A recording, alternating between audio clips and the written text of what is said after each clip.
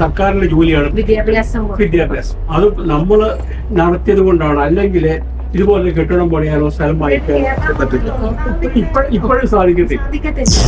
Sir, ഈ aided വിദ്യാഭ്യാസ college ആണെങ്കിലും സ്കൂളാണെങ്കിലും സാർ അത് വളരെ കൃത്യമായി അതിന് പറഞ്ഞതിന് വലിയ നന്ദിയുണ്ട്. കാരണം നമുക്ക് പോലും അറിയില്ല ഈ എയ്ഡ് ശമ്പളം കിട്ടുന്നതോടുകൂടി എല്ലാം ആയി സർക്കാരിന്റെ ഡ്യൂട്ടി. തന്നെ നമ്മുടെ എയ്ഡഡ് സ്കൂളുകളുണ്ട്. പഴയ നേതാക്കന്മാരൊക്കെ പഠിച്ചു വന്നിട്ട് ഈ സ്കൂളിലാണ്. അപ്പൊ ഇത് നമ്മള് എയ്ഡഡ് സ്കൂളല്ല, സർക്കാരിന്റെ ജോലിയാണ് വിദ്യാഭ്യാസം.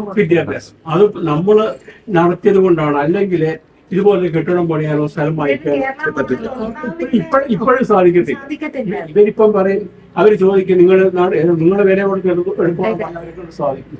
നമുക്ക് ഈ സ്കൂളുകൾ ഇപ്പം മാർക്കറ്റ് റേറ്റ്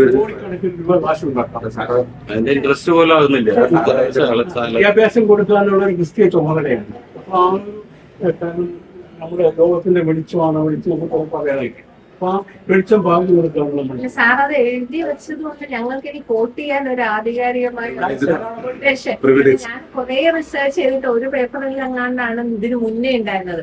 എയ്ഡ് എന്നുള്ളത് ഇവിടെ വെച്ച് തീരുന്നില്ല, സർക്കാരിന്റെ എക്സ്ചക്കറിന് ഇത്രയധികം ലാഭം ഉണ്ടാകും.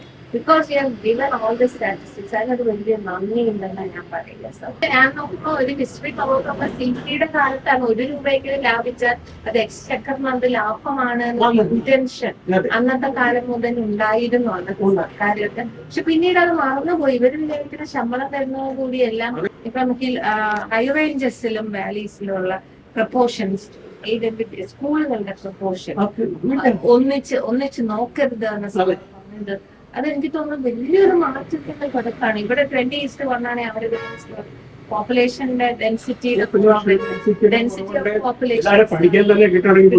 എല്ലാവർക്കും ഒരു ഹയർ എഡ്യൂക്കേഷൻ സ്ഥാപനങ്ങളിൽ അങ്ങനെ സാറ് ഒരുപാട് അങ്ങനെ മാറ്റങ്ങൾക്ക് പിന്നെ ഹൈറേഞ്ചിലെ പ്രോഗ്രാമത്തിനെ കുറിച്ച് മാനന്തവാടി ബിഷപ്പ് കുറച്ച് ഒരു പ്രത്യേക കൊണ്ടുവന്നിട്ടുണ്ട്.